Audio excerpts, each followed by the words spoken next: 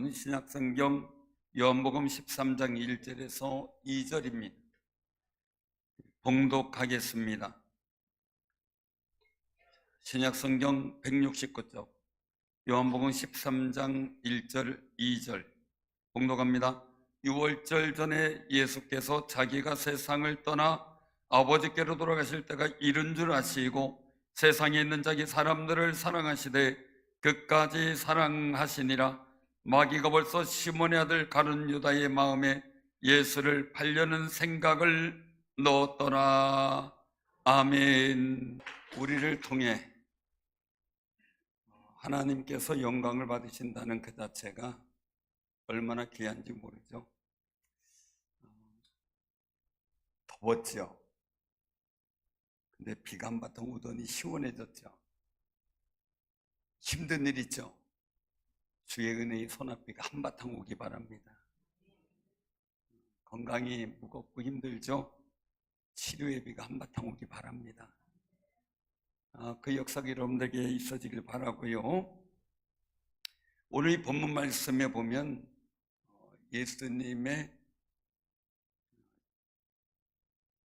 공생의 기간 속에 제자들과 유월절 전에 저녁 식사를 하던 자리에서 생겨난 일입니다. 식사를 하시다가 갑자기 제자들의 발을 씻겨주셨죠.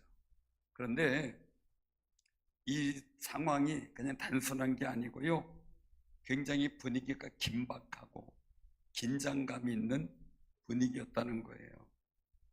왜냐하면 오늘 본문의 1절에 보면 예수님께서 자기가 세상을 떠나 아버지께로 돌아갈 때가 된 줄 알았어요. 그리고 3절에 보면 저녁 먹는 중 예수는 아버지께서 십자가에 죽는 모든 선택권을 자기에게 맡기신 것, 즉 모든 것을 자기 손에 맡기신 것, 제자도 다 마찬가지죠. 그리고 또 예수님 자신이 하나님께로 돌아가실 것을 아셨다라는 거예요. 하나님께로부터 오셨다가라는 말씀이 있는데, 세상을 구원하시기 위한 하나님의 계획에 속건제물이 필요하게 되는데, 그 아들 예수님께서 세상을 구원하시고자 하시는 그 하나님의 사랑을 보이기 위해서 이 땅에 육신으로 오셨고, 모든 죄를 대신해서 십자가에서 죽으시기 위해 이 땅에 오셨다는 거죠. 또 하나님께 돌아가실 것은 뭡니까? 멸시와 고난을 받으시고 십자가에 죽는 것과 사흘 만에 부활하시고 승천하시는 것을 의미하는 거죠. 이 모든 과정들이 진행되고 이제 막바지에 이르렀다라는 사실을 알게 됐다는 건데, 이미 알고 준비하셨다는 의미죠. 자, 그런 긴장감 속에 예수님의 마음이 준비되고 있고요. 둘째는 2절에 보면 마귀가 벌써 시몬의 아들 가룟 유다의 마음에 예수님을 팔려는 생각을 넣었다라는 걸 알고 계셨어요. 이 가룟 유다가 가진 마음의 의도와 계획을 알고 계신다는 거죠. 이 상황을 누가복음 22장 4절에서 6절 사이에 보면 유다가 대제사장들과 성전 경비 대장들에게 가서 예수님을 넘겨줄 방도를 의논합니다. 가룟 유다의 제안을 그들이 받아들여요. 그리고 기뻐해가지고 너 예수님 우리한테 넘기면 돈 주겠다라고 약속을 해요. 근데 이 성경은 유다가 허락하고 예수를 무리가 없을 때에 넘겨줄 기회를 찾더라 라고 기록하고 계세요. 이런 상황에 편하게 예수님 앞에서 식사하고 감사합니다 이런 분위기가 아니고, 예수님 팔 기회를 누리고 있는 가룟 유다의 마음도 주님은 알고 계셨던 거죠. 거기에 가룟 유다의 눈빛이 제대로 주님 봤을까요? 힘들었겠죠. 그 모든 사실 속에 불편하기 그지없는 상황에, 그래서 본문 21절에 보면 심령이 괴로워 증언하여 이르시되 내가 진실로 진실로 너희에게 이르노니 너희 중 하나가 나를 팔리라 라고 말씀하십니다. 그 마음을 아는 게 너무 괴롭다는 거예요. 10년. 여러분들 같으면 어떻게 하겠습니까? 나를 팔 사람을 내가 알아요. 나를 배반할 사람을 알아요. 그럼 어떻게 할 겁니까? 먼저 선수 쳐요. 각가지의 계획과 방법이 있겠죠. 근데 예수님은 달랐다는 거죠. 본문 21절 이후에서 주님의 심정을 말씀하시는데 제자들이 누구냐 물어요. 누구냐? 예수님께서 내가 떡 한 조각을 적셔다 주는 자가 그다 나를 파는 자다 라고 말씀하시면서 떡에 포도주를 적셔서 가룟 유다에게 주는 거예요. 분명하게 지목했어요. 그런데도 불구하고 가룟 유다도 제자들도 무슨 뜻인지 못 알아듣는 것 같아요. 못 알아들어요.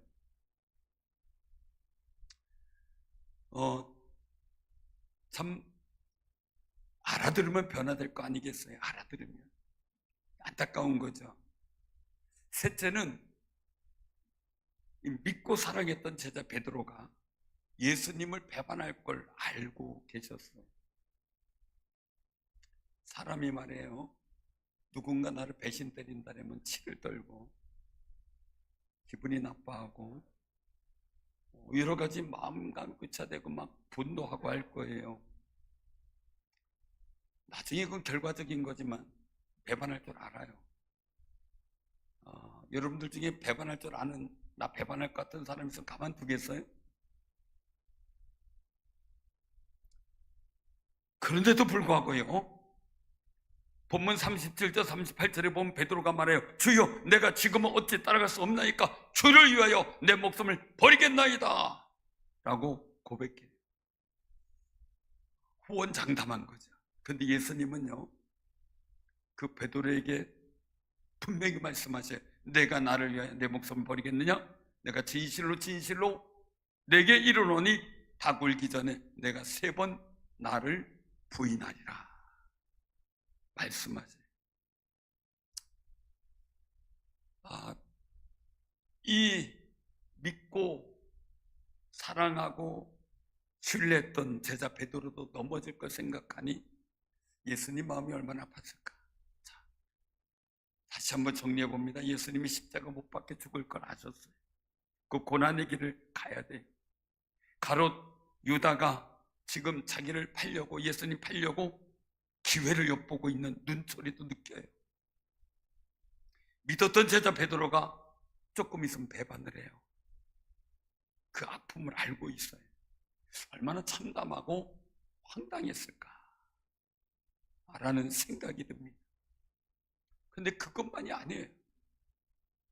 이런 분위기 속에서 예수님의 참담한 심정을 아랑곳하지 않은 제자들의 마음이에요.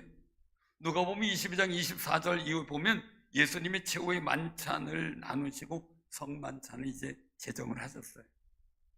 그런데 이렇게 예수님의 참담한 마음 속에 제자들은 누가 크냐 하는 다툼이 났다고 기록하고 있어요.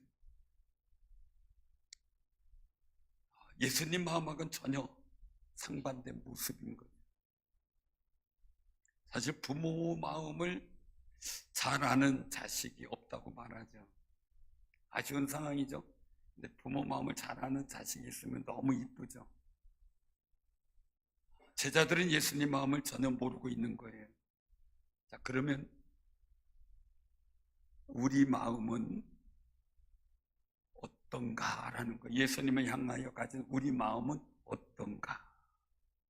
나 자신을 반성하며 살펴볼 필요가 있다는 거죠. 어떤 분은 그런 얘기를 했어요. 수제자 베드로도 그 모양인데 뭐 우리라고 별 볼 일 있겠습니까? 라고 얘기를 했어요. 그러자 옆에 있던 한 분이 얘기를 해요. 지금 나신데 무슨 별 볼 일이 있어? 전혀 상반된 말들이 오가고 있는 거죠. 우리가 예수님 마음이 통한다면, 제자들이 예수님의 마음과 통했다면 예수님의 그 사랑의 고백 속에 동문서답하듯이 예수님 마음과 동떨어진 대답을 하고 살아가고 있지는 않았을 거예요. 그렇다면 우리의 마음은 지금 예수님의 마음에 얼마나 잘 통하고 있습니까? 우리 스스로 한번 생각해 봐야 되겠죠. 사실 예수님은 제자들의 배반, 실패, 허물 다 알고 계셔요. 그런 상황에서 느껴지는 예수님 마음이 어떨까? 안타까운 마음, 속상한 마음 생겼겠죠. 그럼에도 불구하고 그 예수님은 제자들을 사랑했다는 거예요. 근데 예수님의 그 마음과 다르게 제자들은 철없는 순위 경쟁을 하면서 누가 크냐 다투고 있고 서열을 매기기에 바쁘고 있어요. 정말 답답하게 느껴집니다. 한 대 쥐어받고 싶겠죠. 여러분들 같으면 여러분들, 내가 지금 죽으러 가는 길인데 여러분들 자식이나 여러분들 주변 사람들이 엉뚱한 유산이나 나눠달라고 떼쓰고 있으면 어떻게 하겠습니까? 기가 막힌 일이죠. 그런데 예수님 마음을 본문에서 말씀합니다. 우리 13장 1절이죠. 같이 한번 봉독합니다.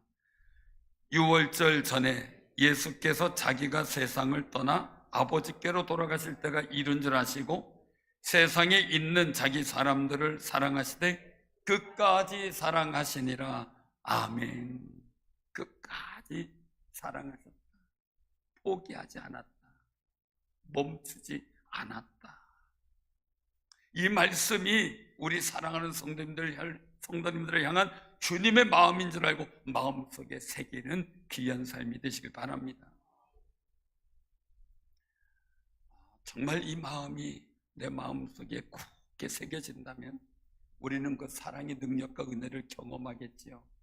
예수님의 사랑은 끝까지라는 단어로 표현됐는데 포기하지 않는 사랑인데 제자들을 끝까지 사랑하시고 그리고 또한 믿어주신 모습이 있어요. 첫째는요, 우리가 기억할 것은 제자들에 대한 실망감을 잊어버리고 믿어주고 찾아가 주셨다는 거예요. 찾아가 주셨다는 겁니까? 맡기셨다는 거예요. 제자 베드로의 주를 위하여 내 목숨을 버리겠나이다 하는 호언장담이 보잘것없는 여인 앞에서 비참하게 깨질 줄 베드로는 몰랐지만 예수님은 알고 있었던 거죠. 제 딸이 초등학교 때 아내하고 제 손을 붙잡고 가면서 한 3학년, 4학년 때쯤 된 것 같아요. 아빠, 엄마, 왜 앞으로 난 시집 가서 맞벌이 할 건데 맞벌이 해가지고 내가 번 돈은 다 아빠, 엄마 줄 거야.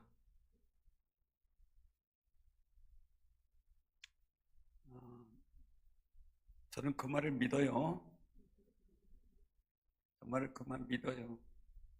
그 믿고 있었을 거예요. 그리고 중학교 때쯤 되니까 그 얘기를 했더니 아빠, 우리 뭐 먹고 살지? 그리고 나서 고등학교 때쯤 가니까 아예 의식을 안 해요. 요즘에 얘기했더니 자기는 맞벌이를 안 한대요. 온 장담이지만 세월이 가면서 자꾸 느슨해지고 무너져 버리잖아요. 부모로서 알죠. 그냥 그때 그 마음이 기쁜 거죠. 예쁜 거죠. 저님도 제자를 알죠. 그때 그 마음이 예쁜 거죠. 그러나 비참하게 깨질 줄 알았지만 누가복음 22장 32절에 보면 실패할 줄 안 베드로에게 예수님이 당부를 하셔요. 그러나 너 다굴기 전에 3번 나 부인할 텐데 내가 너를 위하여 믿음이 떨어지지 않기를 기도했어. 너는 돌이킨 후에 내 형제를 굳게 하라 라고 권고하셔요. 실패했어도 낭망하지 말고 절망하지 말고 돌아와 내 사역을 감당하라 하신 거예요. 세상 이치대로 한다면요, 베드로는 믿을 수 없는 사람이에요. 배신했잖아요. 어떻게 믿어요? 삼국지에 나오는 일화 중에 하나가 동탁이라고 하는 폭력왕 앞에 폭력 황제죠. 여포라는 정말 위대한 장군이 있어요. 그래서 어떻게 하질 못해요. 그 나중에 그 여포가 결국은 동탁을 배반하고 죽이고 조조한테 귀순을 하죠. 그런데 조조는 가차없이 그를 베어버려요. 이유는 뭐냐? 군주를 배반한 사람은 또 배반한다. 자기를 언제 죽일지 모르는데 살려둘 수 없다. 이런 내용이더라고요. 그게 세상 이치고요. 우리가 살아가면서 그런 걸 많이 느끼잖아요. 그런데 중요한 거예요. 예수님은 끝까지 사랑하고 믿겠다는 거예요. 우리도 마찬가지잖아요. 우리가 예수님 실망시킬 일 얼마나 많아요. 부족하게 보인 적 얼마나 많아요. 예수님의 이름을 외면할 때도 많이 있었잖아요. 그래도 주님은 끝까지 우리를 향해 사랑을 펴고 계신다는 거예요. 회개하고 돌아와 충성할 줄로 믿고 끝까지 사랑하고 계시는 줄로 믿으시길 바랍니다. 부모가 자식을 끝까지 사랑하듯이 말입니다. 그렇게 끝까지 믿어주시는 예수님이 잡혀갈 때 도망가고 예수님을 모른다 부인하고 부활하셨을 때 의심하고 믿지 않는 제자들에게 찾아와 주셨고 또 그들을 통해 하나님의 나라를 이루겠다고 말씀하세요. 보통 사람들의 통념은요, 잘못한 사람이 와서 죄송하다고 회개하고 용서를 구하는 것이 순서라고 생각을 해요. 당연하다고 보죠. 그래서 잘못한 사람이 용서를 구할 때까지 기다리는 게 통상인데 예수님은 배반하고 예수님을 부인하기까지 한 그 제자들을 찾아가 주셨어요. 그리고 사랑을 재확인하세요. 실패한 제자 베드로에게 내가 이 사람들보다 나를 더 사랑하느냐? 요한의 아들 시몬아 내가 나를 사랑하느냐? 요한의 아들 시몬아 내가 나를 사랑하느냐? 3번 물으십니다. 요한복음 21장 15절 이후에 기록된 말씀입니다. 우리도 오늘 후원장담을 많이 합니다. 그런 어떤 위기의 순간에 닥치면 끝나는 사랑을 경험할 때가 있습니다. 사랑하는 성도님들, 그러나 예수님은 우리를 끝까지 믿어주시는 사랑으로 우리와 함께 하시는 줄로 믿으시기를 바랍니다. 그래서 우리도 서로 사역을 감당하면서 끝까지 예수님의 사랑처럼 믿어주는 사랑으로 우리의 거룩한 사랑을 지켜내는 귀한 승리자들 되시기를 바랍니다. 예수님은 오늘도 우리에게 물으십니다. 내가 이 사람들보다 나를 더 사랑하느냐? 사람에게 끌려다니지 말라는 거죠. 요한의 아들 시몬아 내가 나를 사랑하느냐? 요한의 아들 시몬아 내가 나를 사랑하느냐? 우리를 향하여 주님은 묻고 계신다는 사실을 기억하시기를 바랍니다. 둘째는요, 예의에 벗어난 섬김을 보여주셨습니다. 예의에 벗어난, 이제 조금 있으면 잡혀가게 되셔요. 십자가에 죽으면 제자들을 볼 수가 없어요. 그래서 3절에 말씀한 것처럼 식사하시던 중에 벌떡 일어나 제자들의 발을 씻긴다는 거예요. 우리나라 예절에도 식사하다가 뭐 딴 일 하려면 혼나요. 저도 우리 애도 혼내켰어요. 식사하다 딴 일 하려면 꼭 식사 다 끝나고 무등거렸어요. 그런데 벌떡 일어나 제자들의 발을 씻는데, 자, 식사 중에 이렇게 한다는 게 그래요. 근데 더군다나 그 당시에는 샌들을 신고 다녔어요. 땀이 나죠. 먼지가 나죠. 땀과 먼지로 범벅되어 있는 발이에요. 깨끗하지 못하죠. 더럽죠.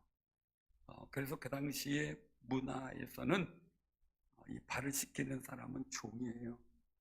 주인이나 손님의 발을 종들이 씻겨주는 거예요. 그게 문화고, 스승의 발을 제자들이 씻겨주는 거예요. 그런데 예수님은 랍비인데, 스승으로서, 그리고 하나님의 아들이신 분이 제자들의 발을 씻겨준다는 거예요. 이런 예수님을 본 베드로가 오늘 8절에 보니까 말씀은 절대로 내 발을 씻지 못합니다, 이거예요. 내 발 씻지 못합니다. 난 반대합니다. 거부합니다. 지금의 내 상식에서 내가 씻겨주는 게 맞지, 예수님이 나를 씻겨준다는 건 도무지 이해가 안 됩니다. 이때 예수님 말씀하셔요. 내가 너를 씻어주지 아니하면 내가 나와 상관이 없다라는 거예요. 상관이 없다. 우리는 예수님을 믿고 영접하는 순간 성령의 세례를 받아요. 그래서 하나님을 아버지라, 예수를 나의 구주라 고백을 합니다. 그 확신을 공교회에서 물로 세례를 받음으로 선포하게 되고, 그 일로 인해 죄씻음을 받는 세례를 통해서 아담으로부터 내려오는 우리에게 사망을 주는 모든 원죄가 다 씻겨지고 없어지게 되는 겁니다. 그리고 나서 우리가 해야 될 일은 뭡니까? 내가 생활 속에 부족한 허물과 짓는 자범죄를 고백하며 죄 씻음을 받는 거룩한 은혜를 경험하게 됩니다. 그 순간 예수 그리스도께서 나를 위해 십자가에 달려 죽으셨다는 거룩한 은혜를 재확인하는 순간을 가지게 되는 거죠. 그 속에서 우리는 예수 이름 외에 구원을 얻을 다른 이름이 없음을 고백하게 되는 겁니다. 예수님이 발을 씻겨주시는 섬김은 단순한 게 아니었어요.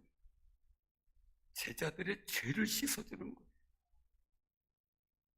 시몬 베드로가 주여 내 발뿐만 아니라 손과 머리도 씻어주옵소서 라고 외친 사실이 구절에 기록되어 있는데, 우린 예의를 많이 따지잖아요. 정말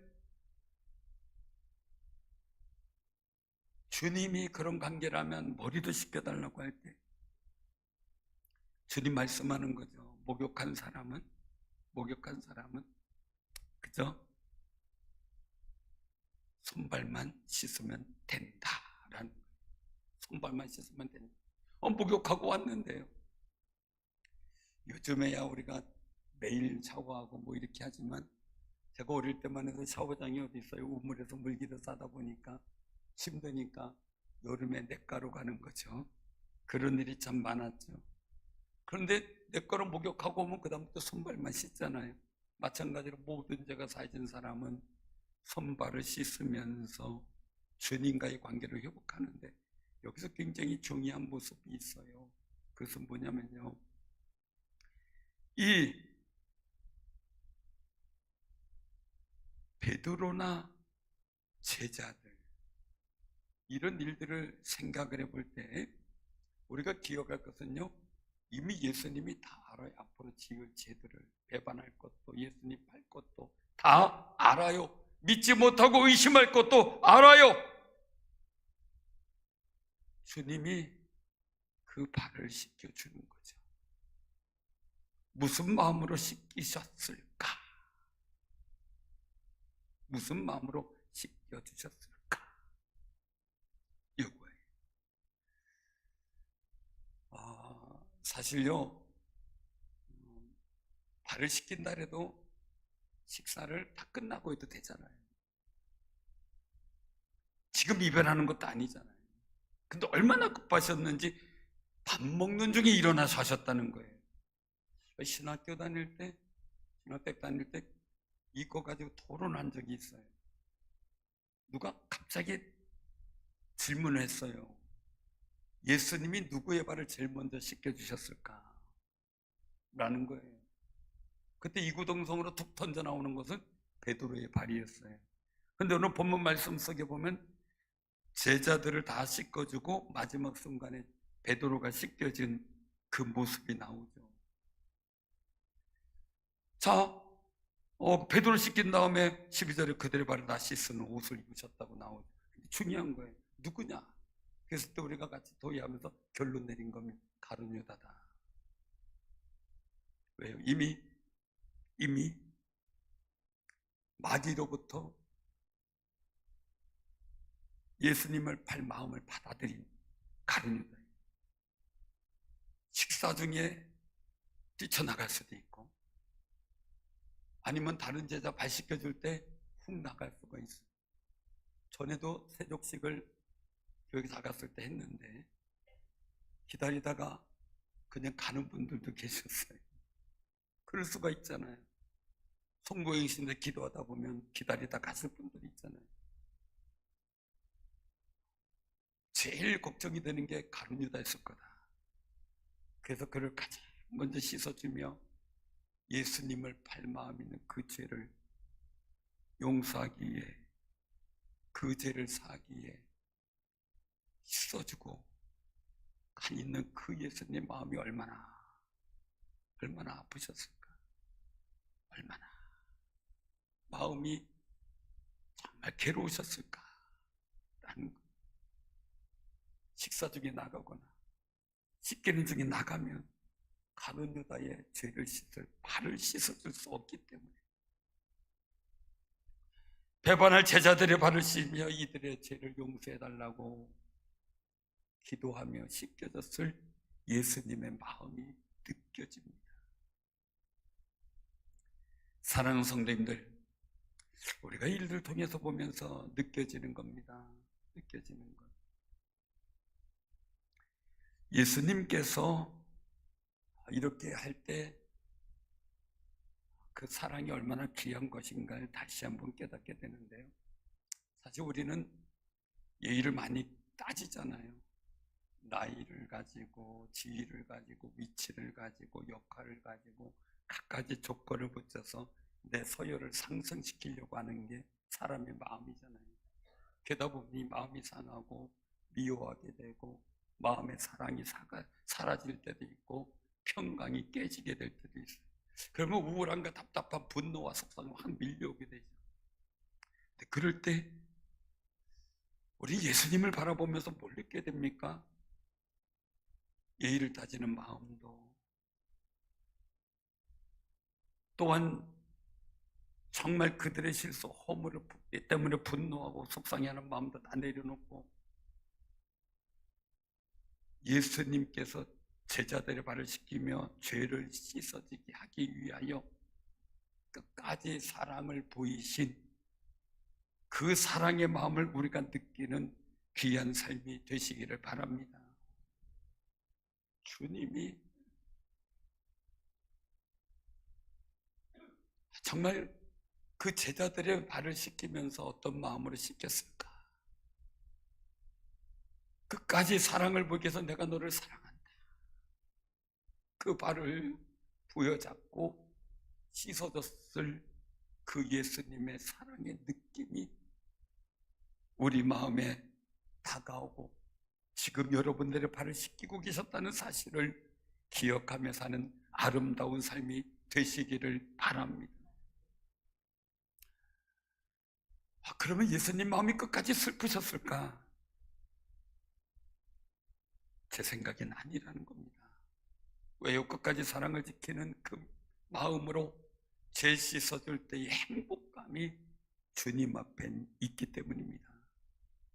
그리고 아버지께로 갈 날이 다가오는 그때 담대하게 아버지께로 갈 거룩한 은혜를 갖고 있게 되었다는 사실을 느껴보게 됩니다. 요한일서 3장 18절에 보면 자녀들아 우리가 말과 혀로만 사랑하지 말고 행함과 진실함으로 하자, 이 고백을 하고 있어요. 마귀의 일을 멸하기 위해서. 마귀의 일은 뭡니까? 죄를 짓게 하는 마귀의 일, 그걸 멸하게 하기 위해서예요. 그러면서 요한일서 3장 21절에서 23절에 보면 그렇게 말씀합니다. 사랑하는 자들아, 만일 우리 마음이 우리를 책망할 것이었으면, 이겁니다. 하나님이 우리를 책망할 것이 아니고 우리 마음이 우리를 책망할 것이 없으면 하나님 앞에서 담대함을 얻고 무엇이든지 구하는 바를 그에게서 받나니 이는 우리가 그의 계명을 지키고 그 앞에서 기뻐하시는 것을 행함이라. 그의 계명은 이것이니 곧 그 아들 예수 그리스도 이름을 믿고 그가 우리에게 주신 계명대로 서로 사랑할 것이니라. 아멘. 정말 예수 이름을 믿는 우리가 주님의 계명대로 사랑하는데, 이 주님이 끝까지 사랑하신 계획 속에 뭐가 있습니까? 제자들의 죄와 허물을 씻어주는 일한 것.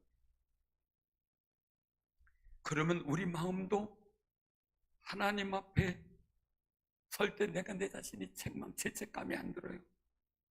나 자신에 대한 죄에 대한 자유함이 생겨요. 그래서 하나님 앞에 나아갈 담대함을 얻게 된다는 거예요. 그래서 누가 서서 기도할 때 누구에게 혐의 있거든 용서하라. 그럼 하늘에 계신 너희 아버지께서 너희들을 용서해 주시리라 말씀하셨어요. 끝까지 사랑을 지키고 죄 씻음의 행복감과 하나님 앞으로 나아가는 담대함을 얻는 거룩한 은혜의 역사가 여러분들에게 임하기를 바랍니다. 예수님께서 제자들 발을 씻기시는 일은 하실 수 있다고 하지만 그래도 식사는 다 하고 하셔야 되는 게 아닌가요? 그렇잖아요? 바로 이별하는 것도 아니고 얼마나 급하셨는지 밥 먹는 중에 일어나셨을까 하는 생각을 다시 한번 해보면 이게 왜 그랬을까? 밥 먹는 것보다 제자들의 발 씻기는 게 더 중요했기 때문이죠. 밥을 먹으면 육체는 살지만 영혼은 못 사는데 죄를 씻어주는 그 일들 속에선 영원히 사니까 말이죠. 우리 사람들은 저명하고 고명하려면 먹을 것보다 체면을 생각해야 돼요. 저도 어디 가서 목사로서의 체면을 생각하고 먹으려고 노력을 해요. 모든 일 속에. 제가 전도사 때 달라요. 목사 때 달라요. 담임 목사 때 달라요. 위임 목사 때 달라요. 왜요? 체면이 있잖아요.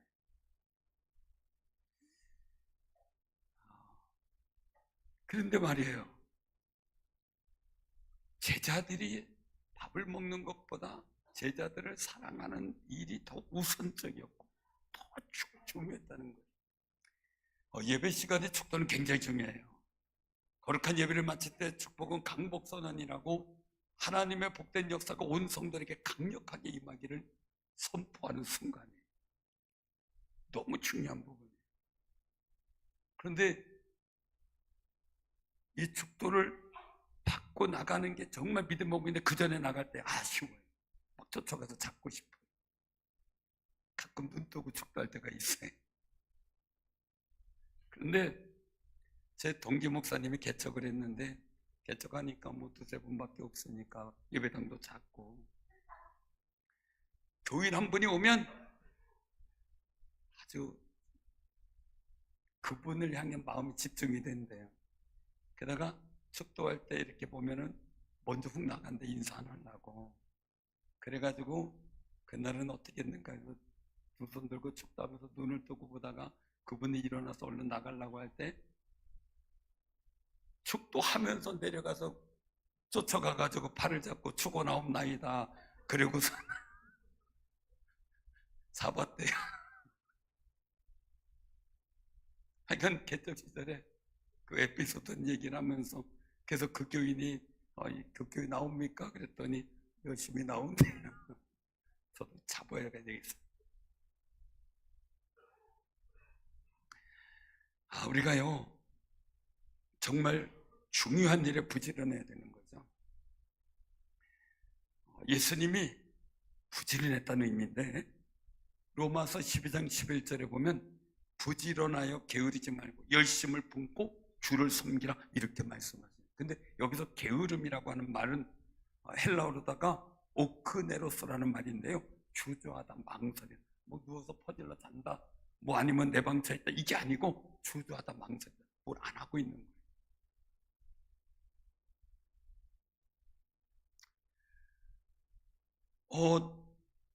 굉장히 중요한 건 또 부지런하여, 이 말은 뭡니까?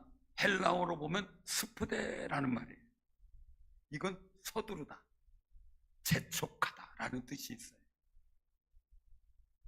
이게 뭐냐면요, 시급한 일, 중요한 일을 당장 하기 위해서 행동하는 것을 의미하고 있어요. 예수님은 제자들을 끝까지 사랑하는 일에 당장 해야 되고, 정말 주저할 게 아니고 지금 중요한 일이라 서둘러서 하시는 일이에요. 영적 부지런한 일.